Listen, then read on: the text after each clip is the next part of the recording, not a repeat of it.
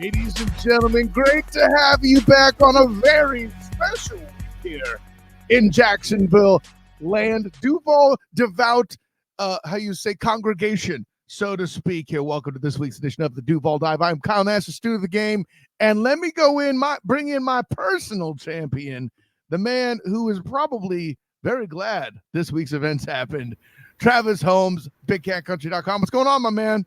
Man, I'm doing well. How you doing, brother? Well, I figured you're doing well because, listen, I say what you will about the weather in Florida, but the forecast of rain in the Duval area surrounding one Josh Allen has got to be something that has you smiling in a high degree. I know that the fans everywhere that follow the Jaguars closely, we're starting to pucker with a bit of the lemon booty, as we call it here on this show, worried that they may not get this deal done. And now that it is in a rather favorable deal, we'll get into that in a minute, of course, in my opinion at least. But now that all of that is the case, I've seen optimism flip on a dime amongst, let's just people on the socials, in the cesspool that is Twitter.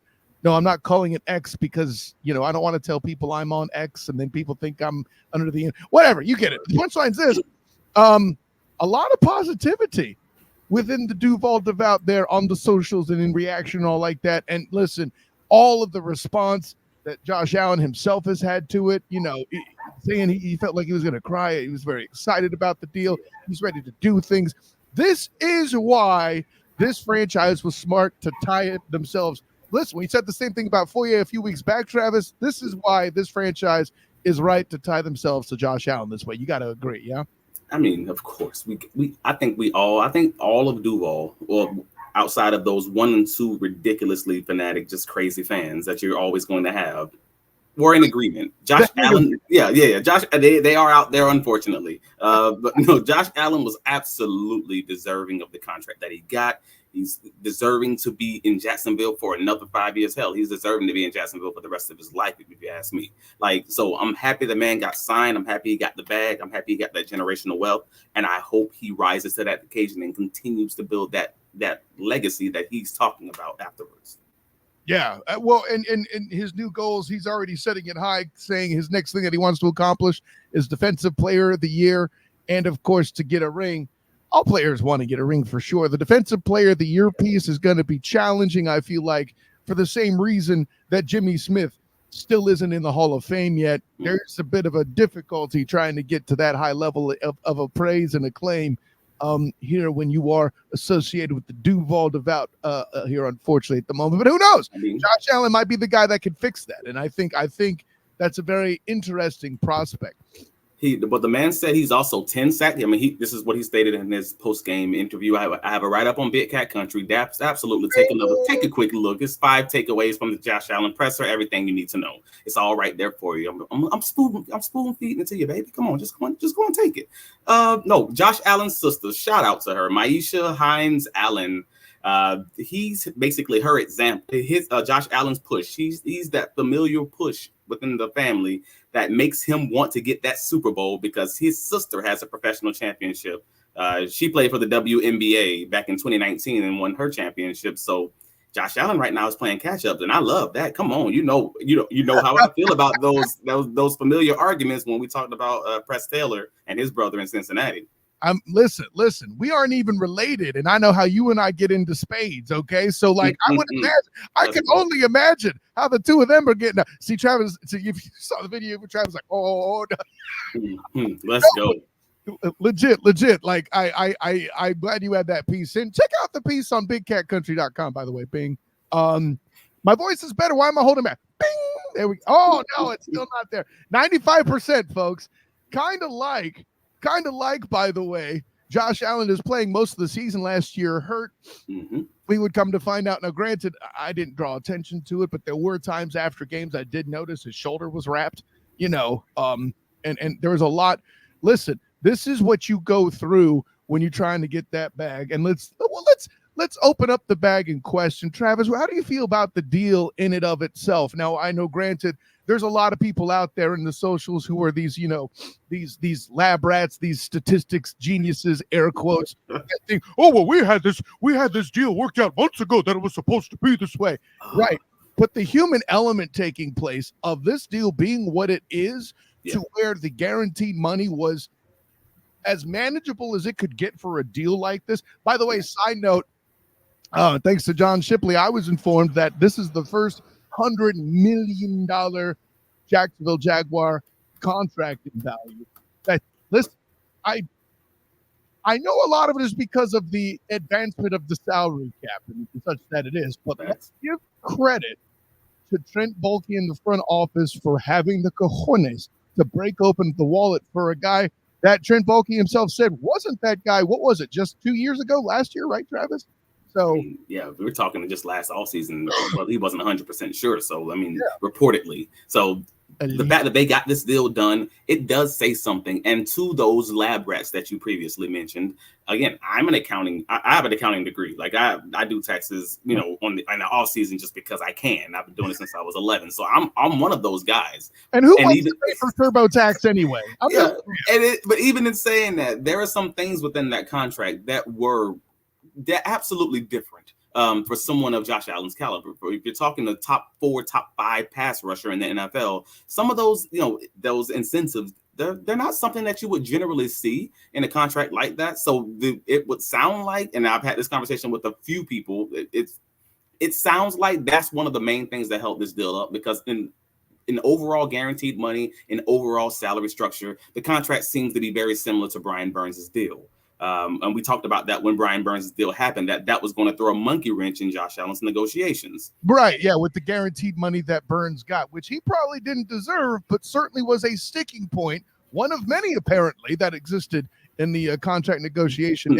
And you mentioned the incentive structure. What's something that jumped off the page to you that was rare in this instance? Well, it was the fact that his bonus structure is tied to having a certain amount of sacks. I believe it was 12 sacks, 15 sacks, and 17 and a half sacks.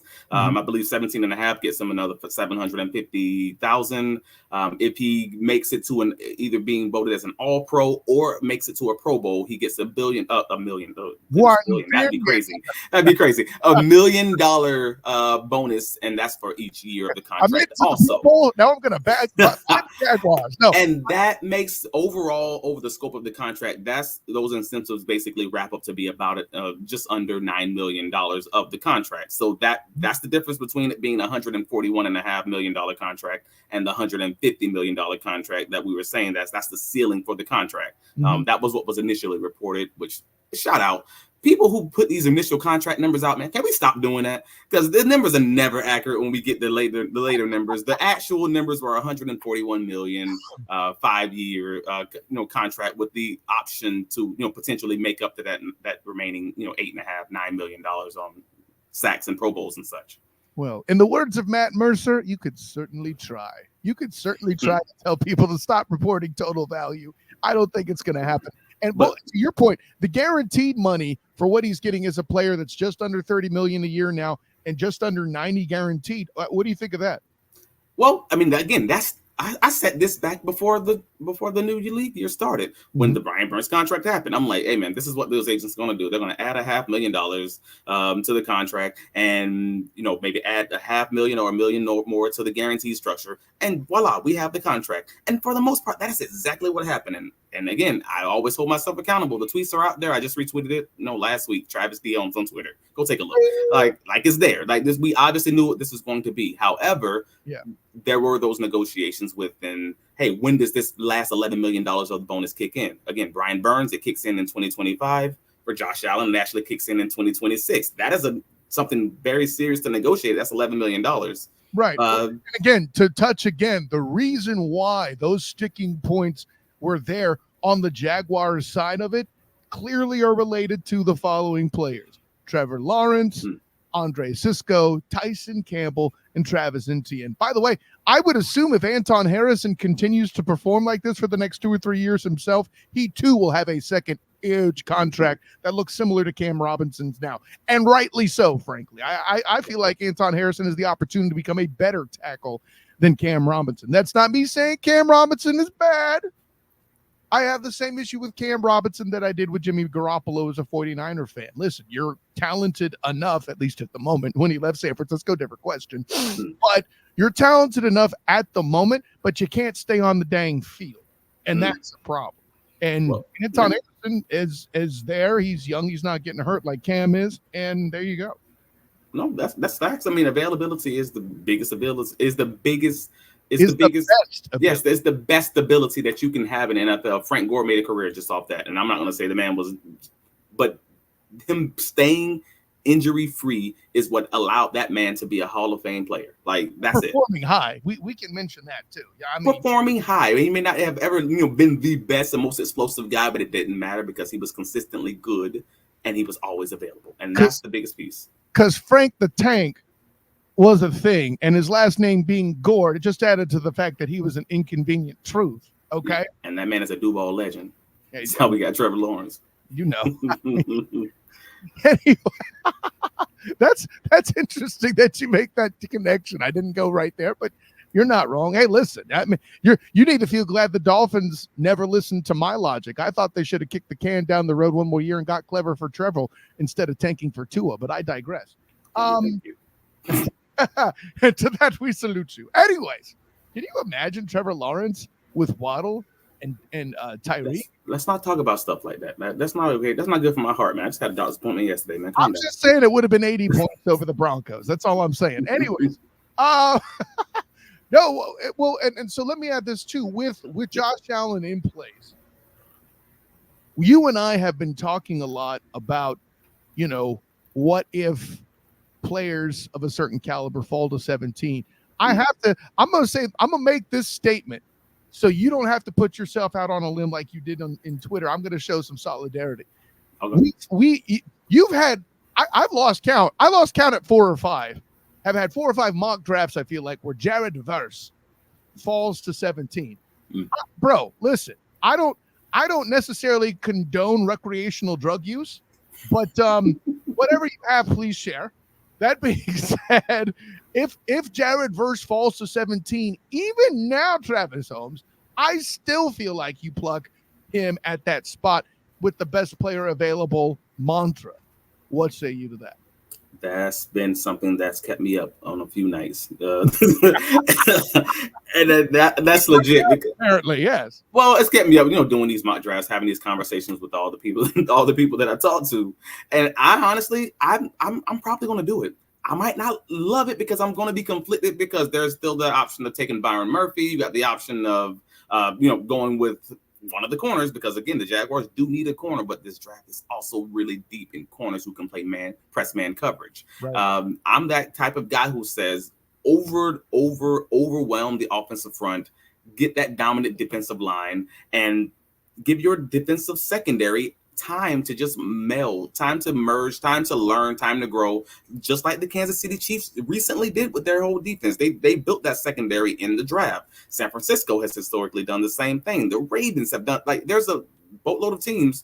They'll use free agency to patch and build up that line the best they can.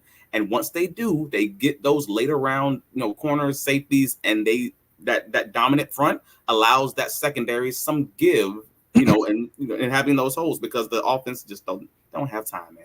I wrote about that actually. I know that the corners for the Chiefs this year were a lot of starting guys, and there was a lot of talk that they had the best corner core in the NFL, at least in the postseason.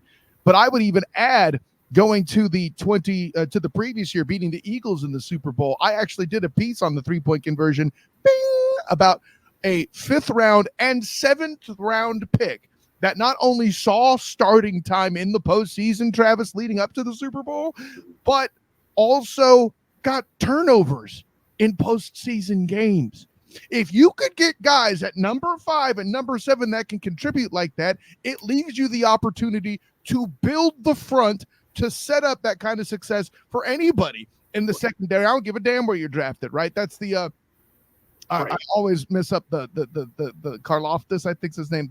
I always George Karlaftis, yeah. Mm-hmm. Yeah, okay. And then alongside Karlaftis with Chris Jones, I could stop right there, but they have other guys up front who could perform very well and make them a dangerous pass rush. That's why Chris Jones got the first big deal amongst D linemen. That isn't talked about enough, in my opinion, that I would argue set the table for everything, be it Burns and also eventually to Josh Allen himself. So no, that's facts. But again, I'm of the opinion they don't have to touch that line for 3 to 4 years at that point. Like realistically, at least the 2 to 3 time frame. And that buys you enough time to figure out whatever you want to do with the secondary as far as piecing that together within this draft. If you get the right guys in the draft, you get 1 to 2 cornerbacks. Like I'm of the opinion you can get one of those mid to late round nickel cornerbacks, second, third round. mm-hmm. Pick up someone like Jerry Jones, goodness gracious, or another mid round cornerback. I guess it doesn't even matter. But because there's so many guys within this draft. I'm like, if you can just load up in that way, again, like the Chiefs did, now all of a sudden you don't have to touch that secondary for a while. You might even have the replacements on the staff because let's be honest, we had a major competition in camp just last year with this same secondary. We have a few, we still have a few guys like Christian Braswell who can play ball, who can in a different defense and aggressive press man defense. We might have a few guys who we can develop into future starters to maybe even take these roles once we lose guys in free agency. I'm a fan of all of this if they want to proceed in that route, but that all starts with getting someone dominant to just complete the line and you don't have to touch it for a few years. And I think honestly you need that number 17 pick to do that and get in that position, because then you can truly move Trayvon Walker around, which was the entire reason he was drafted for in the first place. And that's what's beautiful about it. At this point, again, taking nothing away from Adrian Hutchinson in Detroit. He's a big part of their success, and he was hired to do one damn thing, and that was get sacks. Walker was not brought in for that. And by the way, in a division where the offenses are evolving away from a ground and pound style of life to, being kind of an air raid based division, if they have that many good receivers as teams do, and listen, the Texans and Titans both have pretty good receiver cores, taking nothing from the Colts group, but those two are the pinnacle, I think, of in the division of total receiver cores and pass threats out of the backfield included. The best thing to do at that point is to attack the passer, which is why I'm also convinced the Titans have no shot. The man's name's Messiah will get crushed. I'm very confident about that. Agreed. I'm getting a lot of help from either Mag Patton or Cortland Griffin in the season previews coming up on the Student of the Game podcast. Bing! To tell me otherwise. But then moreover, it's going to be hard to do, but the best way to disrupt what's going on with Houston is to disrupt CJ Stroud. Damn, agreed. And that's fast. And again, it also stopping the running game is beneficial, but the running game seems to be an ancillary piece, at least with the Texans. We'll see how that goes with with their new running back, but that's nevertheless, Jonathan Taylor dangerous now in Indy. Yeah, that's a great point there too, right? And the Titans' running game, I'm not going to say it's awful, but it's certainly less than what it was with Derrick Henry, and clearly Jonathan Taylor is obviously the best running back in the division.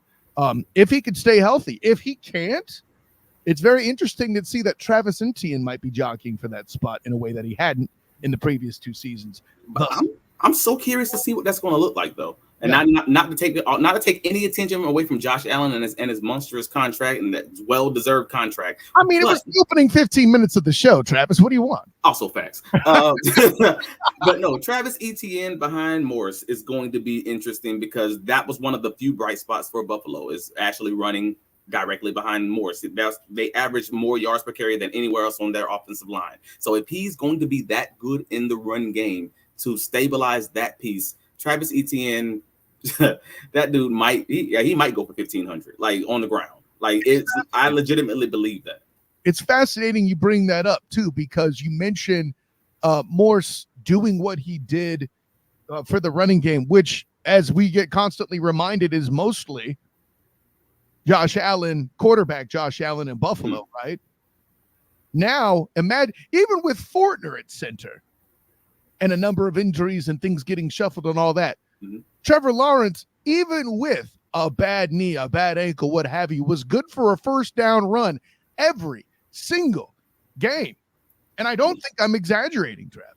I don't disagree, and you're not exaggerating. But the problem with that is I don't want Trevor Lawrence to be known as a quarterback who can run for a first down every single game. That's the beauty of it. He won't be, but that's always going to be in your pocket. And the moment you create that threat in game and you give a defensive coordinator a mid-game lemon booty, That's your basic MLLB. Mm-hmm. Now suddenly you could create all sorts of illusion and discombobulation to get NTN to be even further effective. Right. I'm with you. It's whetting the proverbial appetite. But all this, we talked about this all off season, man. It's all about being more physical. And when Trent Baalke initially said it after the season, I didn't believe him, because this line season for all GMs. I mean, this is what after the season, after that they kick off, the whistle blows at the last game. Everything I hear at that point is 50% lies. Like I don't know what to believe. That's just straight line season. So he says we need to get more physical, and then most of the things that they did after that for that first month made me believe that I didn't think I could believe them. It just seemed like the same old from last season. Now looking at the overall plan, now looking at everything they've done up front on the defensive line, getting Armstead, getting Josh Allen locked in for the long term, and the potential to possibly make this like a top elite defensive front. Oh no, I'm a fan, bro. Like I'm there with it. I still have questions on that offensive line for sure. As far as what that's going to look like in the run game. Are they going to truly move people? Are they going to change the scheme? What is that going to look like? Because they never got rid of the offensive line coach. And They did state that they had issues with the scheme. So I do have questions on that piece. But as far as the defense is concerned, hey, man, with this defensive front, even just last season, this is probably already a playoff team. It's just we gotta solve the defensive secondary, or however we're going to resolve that in the draft, and we have to figure out what that offensive line and that scheme is going to look like. But I'm excited, to say the least. I gotta say that. So Trent Baalke, fingers crossed, man. Don't screw this up. Yeah, well, and I think that those screw this up part extends to the draft. A couple amendments I will make to some of the things we said. Like we had said that the D-line has an opportunity to not be touched for 1 or 2 years and still be good. The one caveat I would add is I would like to see an exit plan from Eric Armstead, because he's already long in the tooth, 10 years into the league and all that, and experiencing, taking nothing away from Gotsis and company and what they're doing in the rotation. But they need to have that next young bit of beef at defensive tackle to help that rotation too. And it's a 2025 thing. Like, let's say, for example, I'm not wishing this on the Jags, but let's say they find themselves in that mid-range of the draft.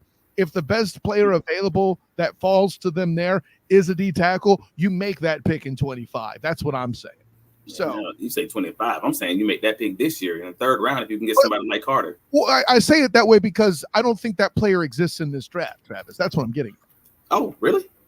I don't know that he does. Again, let me reiterate, horrible scout. I don't know these things, but Jalen Carter-esque guy from last year's draft does not exist in this year's draft that I've heard about. And it's not like I'm grinding tape like, my a lot of my draft nicks that I know, the Dalton Tinklenbergs, the Cortland Griffins, of course, there's others out there that you and I both watch. I'm just throwing out two guys that I know that I'm, want to throw a shine on them, of course, with the version in Scouting Depot. But so I was just thinking because as far as like I've seen Dwayne Carter being mocked to the draft a lot, like being mocked to the Jags a lot, and I'm not saying he's going to be that guy to play that exact same role, but if you can get him in this defense with the fact that they are so multiple. With the fact that we're looking at a 4-2-5 on occasion, we might be looking at a 3-3 on. You give Ryan Nielsen all those pieces, I think you have at least an option for an exit plan with Armstead. But again, that's a 2-year to 3-year process down the line. But already, and that's in this draft. That's a third round, potential third round option just in this particular draft. And that's kind of what I'm getting at. Right, and we got a couple comments here too. Yeah, I think Robert nails the essence of what we're saying here.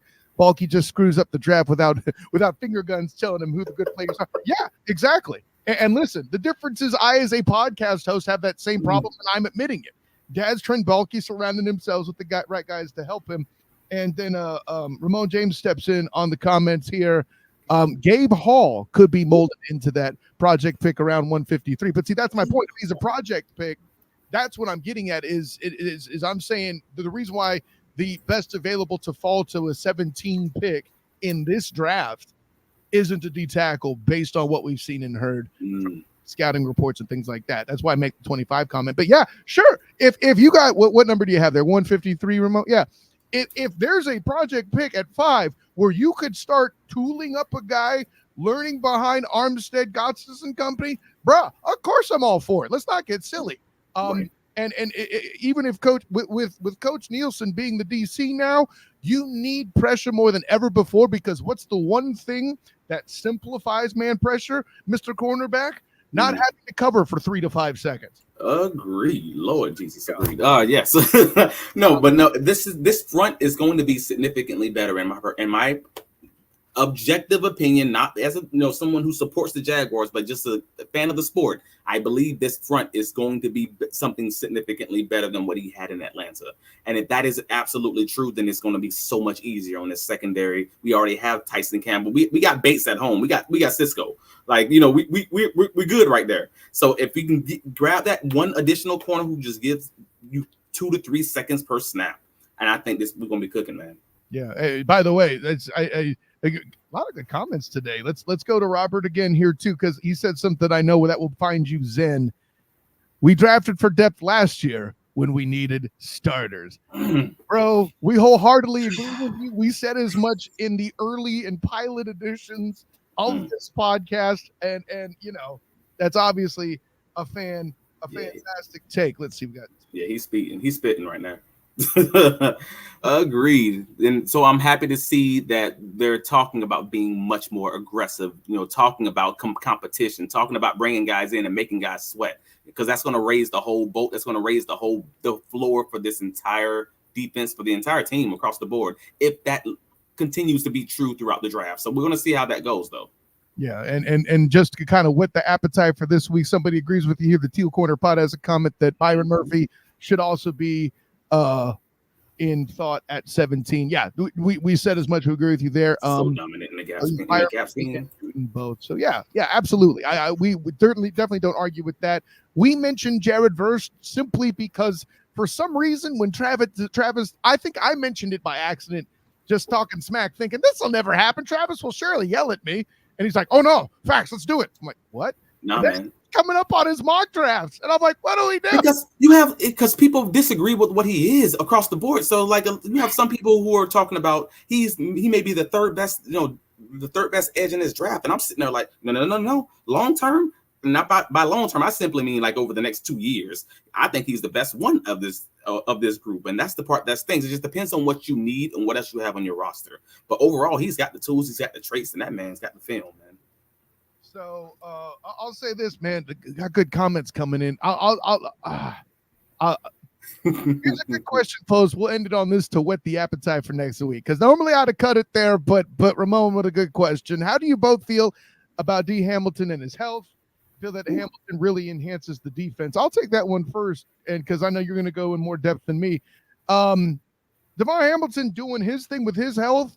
His health is obvious thing. Availability is the best ability. We said all that. That's half the reason, by the way, if you can get a guy for the defensive middle, please do. That obviously augments that problem, right? And let's listen. We're for the Duval out there, right? Fred Taylor's career was extended by way of depth and committee, right? That's how Mojo got big, was being a second running back in there too. So shouts to Maurice Jones-Drew, of course. But I think Hamilton is a good player to put in the rotation. I don't think he's a long-term answer. I think he's going to be a career rotational guy because of his health issues. What say you, Travis? I would be I'd be out in the wind right now making a medical determination on someone's recovery, because that's basically what we're talking about. Right. If we're talking about this exact conversation last offseason, I'm like, I'm all in on Hamilton, being the guy moving forward. He's such a dominant interior defender, and I'm like, this is everything. And now I have zero idea, and that's because it's an abscess on your spine. Like, you don't expect guys to come back from that, period. Just full stop. You don't expect guys to come back from it. So the fact that he did come back and he tried to come back and push through it last season, his strength wasn't fully where it needed to be, and he's had now an off season to maybe get some of that back. That's coin for me personally. That is a coin flip, because I don't know how to gauge that. And if someone tells you that they do know how to gauge that, they're a liar. And that's just facts. So could he be? Yes.